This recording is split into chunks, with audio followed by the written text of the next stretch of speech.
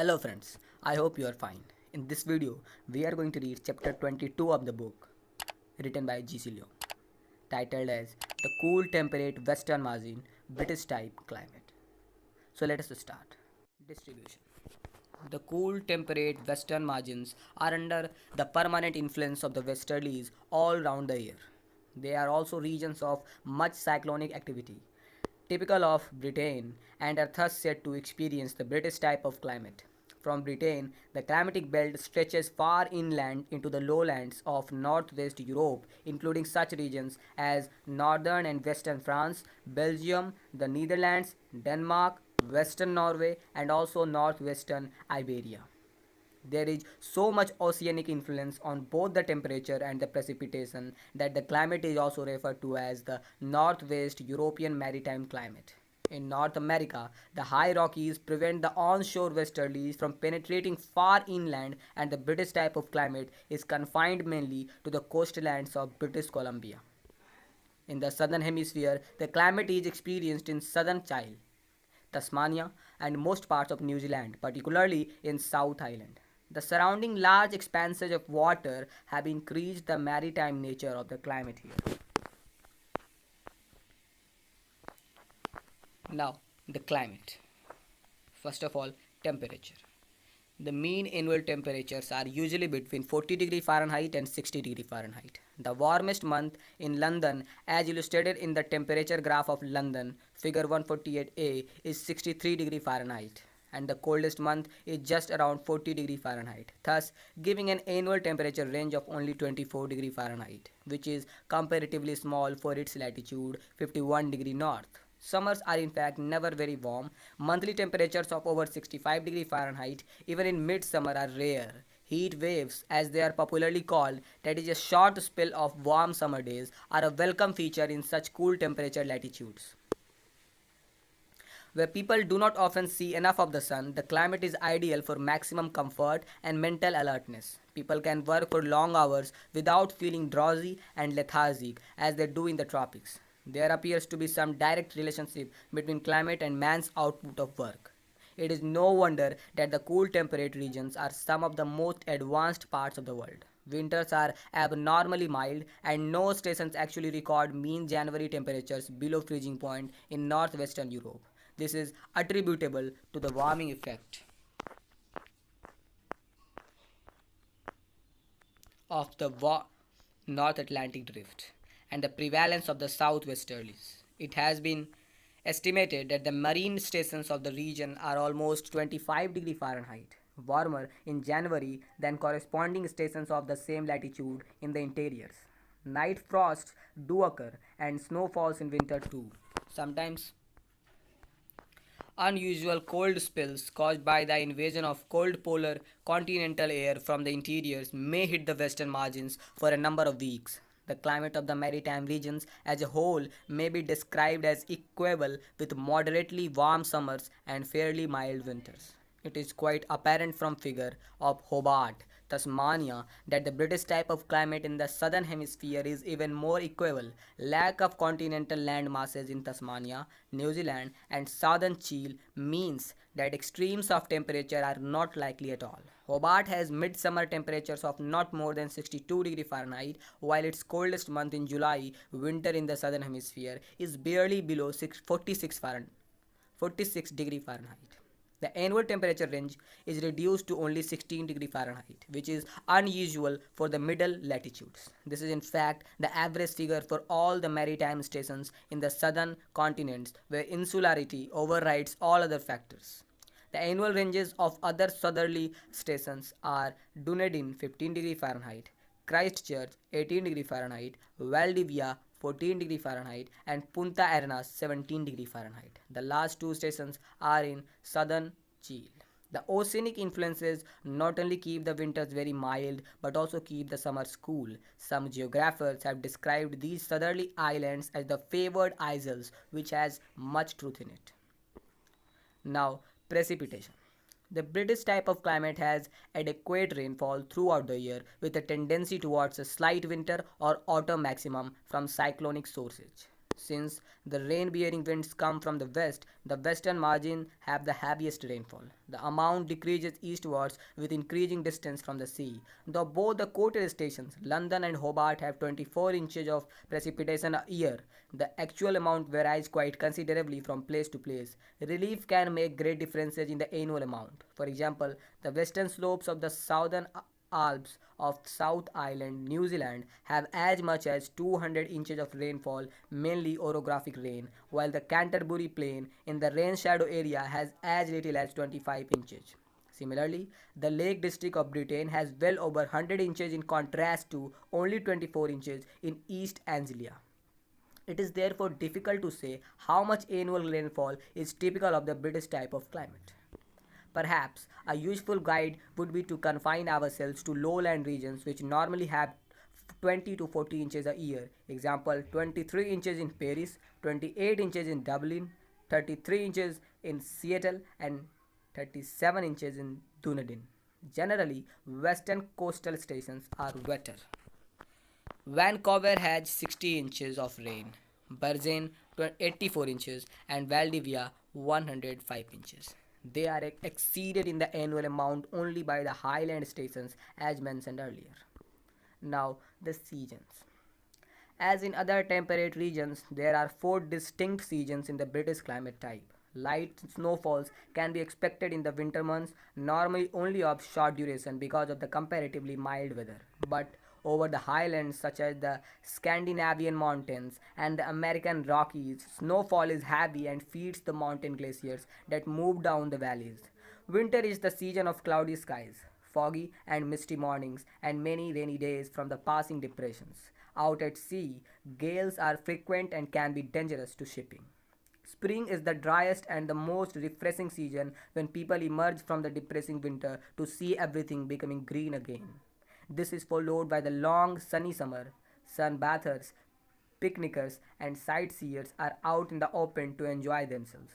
With the roar of gusty winds and the fall of golden leaves, autumn is ushered in and the cycle repeats itself.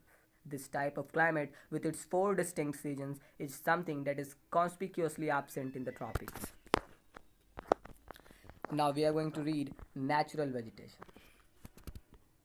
The natural vegetation of this climatic type is deciduous forest. The trees shed their leaves in the cold season. This is an adaptation for protecting themselves against the winter snow and frost. Shedding begins in autumn, the fall season, during which the leaves fall and are scattered by the winds. The golden brown leaves and the naked branches present a very interesting scene. When they are in leaf, the deciduous trees have typical rounded outlines with thick trunks and outspreading branches that yield valuable temperate hardwood. Some of the more common species include oak, elm, ash, birch, beech, poplar, and hornbeam. In the wetter areas grow willows, alder, and aspen. Elsewhere are found other species. Example, chestnut, sycamore, maple, and lime. Unlike the equatorial forest, the deciduous trees occur in pure stands and have greater lumbering value from the commercial point of view. The open nature of the forest with sparse undergrowth is useful in logging operations. Easy penetration means much cost can be saved in the movement of the logs. The deciduous hardwoods are excellent for both fuel and industrial purposes. In Tasmania, the temperate eucalyptus are also extensively felled for the lumbering industry. Higher up the mountains in the Scandinavian highlands and the Rockies, the southern Andes, and the southern Alps of New Zealand, the deciduous trees are generally replaced by the conifers, which can survive a higher altitude, a lower temperature, and poorer soils. Now, the economic development. A very large part of the deciduous woodlands have been cleared for fuel, timber, or agriculture. The dense population necessitates the removal of the lowland forest, particularly for the plough. In Britain, there is only 4% of the original forest left. A large range of cereals, fruits, and root crops are raised, mainly for home consumption rather than for export. Northwest Europe, which includes some of the most crowded parts of the globe, has little surplus for export. It is, in fact, a net importer of food crops, especially wheat, from almost all parts of the wheatlands for bread making and other food items. The region differs from many others in its unprecedented industrial advancement. The countries are concerned in the production of machinery, chemicals, textiles, and other manufactured articles rather than agriculture, fishing, or lumbering, though these activities are well represented in some of the countries. Fishing is particularly important in Britain, Norway, and British Columbia. Since the manufacturing aspect of industrial geography will be dealt with in much greater detail in chapter 27, we shall deal here with the agricultural development of the region. The first one is market gardening. Though market gardening is practiced throughout the world wherever there is a large urban population, nowhere else is it so highly specialized as in Northwest Europe. Several factors account for this. All the northwestern European countries, that is Britain, France, West Germany, Benelux, and Denmark, are highly industrialized and have high population densities. There are more towns and cities than in other continents despite its small size. It is understandable that the demand for fresh vegetables, green salads, eggs, meat, milk, and fruits will be tremendous. The city dwellers, the factory workers, and the civil servants who make up the bulk of the urban population consume large quantities of fresh provisions daily, and these must be provided by local farmers if freshness of the produce is to be ensured. In northwestern Europe, intensive market gardening is carried out in many specialized areas. Example, the Vales of York and Evesham in the United Kingdom, where climatic, soil, and other factors best suit this form of agriculture. Farms are normally small, located near large cities or industrial areas. Soils, whether silty, loamy, or podzolic, are carefully maintained at a high degree of fertility. Very selective fertilizers are applied depending on the type of crops in cultivation. Farming is carried out intensively, aiming at high yield and maximum cash returns. As the crops are perishable, a good network of transport is indispensable. The produce, such as lettuces, cabbages, cauliflowers, tomatoes, onions, peas, and fruits, are seldom shipped but conveyed by high speed conveyances such as trucks or vans. Perhaps a more appropriate term to use is truck farming, which is commonly used in the United States. In a few instances, warmer weather or better soils, as in southwest England, Devon, and Cornwall, can also induce farmers to take to market gardening despite their remoteness from the more populated districts. Early vegetables, early potatoes, and tomatoes reach London from the Canary Islands, the Channel Islands, and from Brittany. In northwest France, similarly, bulbs and flowers from the polderlands of the Netherlands and eggs, bacon, and other dairy products from Denmark are sent to most of the major industrial centers of Europe in almost perfect condition for household consumption. The horticultural industry in the Netherlands is so highly specialized that Dutch tulips and bulbs are flown by the KLM, Dutch Airlines, to Rome, Paris, Zurich, and London. In Australia, high-speed boats ply across the Bass Strait daily from Tasmania to rush vegetables, tomatoes, apples, and beans to most of the large cities in mainland Australia. It is no wonder the Australians nicknamed Tasmania the Garden State. The second one is mixed farming. Throughout Britain and northwestern Europe, farmers practice both arable farming, cultivation of crops on ploughed land, and pastoral farming, keeping animals on grass meadows. Crops may be raised for cash sales or as fodder for cattle or sheep. The proportion of crops and animals in the farm at any time depends to a great extent on the type of soil, the price of the cereals, and the demand for animals and animal products. The farmers also plant a few fruit trees, apples, pears, plums, rear pigs, keep poultry mainly for eggs, and even have bees for honey. There is such a great variety in the farms that the term mixed farming is most aptly applied. Amongst the cereals, wheat is the most extensively grown, almost entirely for home consumption because of the very dense population in northwestern Europe. At one time, some of the European countries, France, Denmark, and the Netherlands, used to be wheat exporters, but the keen competition from the new wheat lands of the New World forced most of the farmers to divert their interest to other more profitable uses of their land such as market gardening, dairying, or an intensive form of mixed farming. With the rise of industry, more arable farms are being devoured by factories, and wheat is now a net import item in Europe.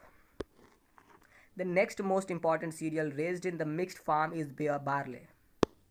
The better quality barley is sold to the breweries for beer making or whiskey distilling and is raised preferably in the drier areas. Malting barley is thus grown in southeastern Britain near the hop growing area.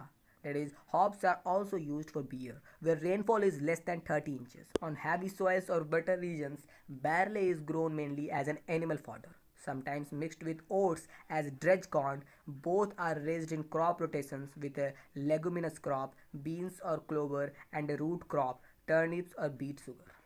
The most important animals kept in the mixed farm are cattle. Northwestern Europe was originally the home of many world-renowned cattle breeds. Example, Guernsey, Ayrshire, and Friesian, which are first-class dairy cattle for milk production.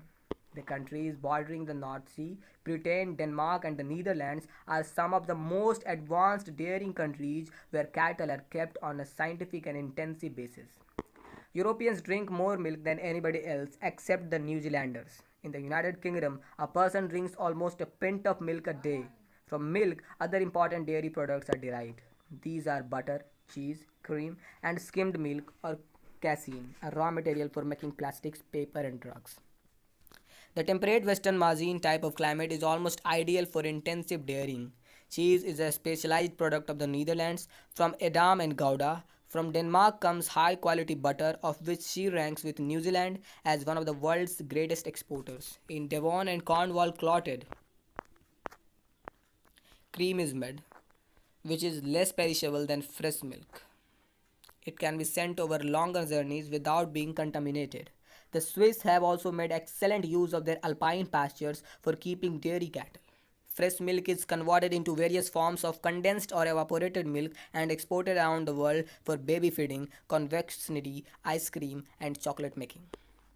Besides dairying, some cattle are kept as beef cattle. Example, the Hereford and Aberdeen Angus. But their numbers are very small in comparison with those of Argentina or Australia, where meat production is the primary concern. The high rate of beef consumption in Europe, about 40 lb a year per head of population in the United Kingdom, necessitates large imports of frozen and chilled beef. In the mixed farms in Europe, farmers keep cattle also with a view of enriching their fields with the animal dung.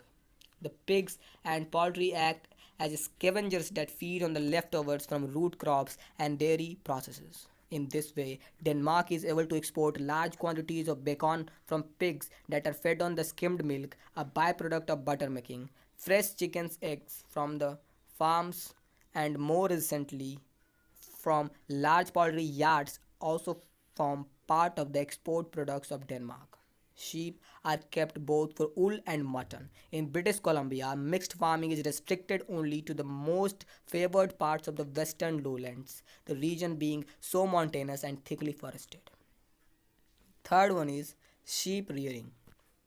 This is well developed in some parts of the British type of climate.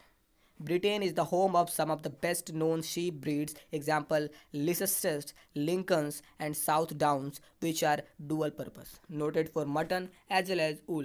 With the greater pressure exerted on land by increased urbanization, industrialization, and agriculture, sheep rearing is being pushed further and further into the less favored areas. The principal sheep areas are on foothills, well-drained uplands, chalk and limestone scarplands, and the light sandy coasts.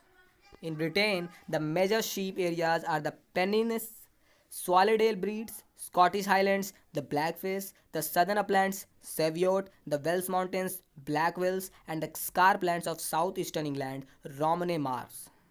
Britain was once an exporter of wool, and her woolen textiles industry began with local penning wool. But today, with a greater population and a more intensive use of her better agricultural land, she has neither surplus wool nor mutton for export. She has become instead an important exporter of British pedigree animals to the newer sheep lands of the world. This is equally true of other northwestern European sheep areas in which industrialization has effectively altered the pattern of land use. In the southern hemisphere, sheep rearing is the chief occupation of New Zealand, with its greatest concentration in the Canterbury Plain. It has been estimated that for every New Zealander there are 20 sheep. Many factors have led to this unprecedented growth during the past century, including extensive meadows and a mild temperature climate, well-drained level ground, scientific animal breeding, and last but most vital, the development of refrigeration, which enables frozen or chilled Canterbury lamb and corriedable mutton to reach every corner of the globe. Though New Zealand has only 4% of the world's sheep population, it accounts for two-thirds of the world's mutton exports and one-sixth of world wool exports. In Tasmania and southern Chile, sheep rearing has always been a predominant occupation, with surplus sheep products for the international trade. The fourth one is other agricultural activities. Apart from market gardening and mixed farming, which have been singled out for greater individual treatment, the British type of climate also supports a number of other important crops. Amongst the food crops, potatoes feature prominently in the domestic economy of the cool temperate regions.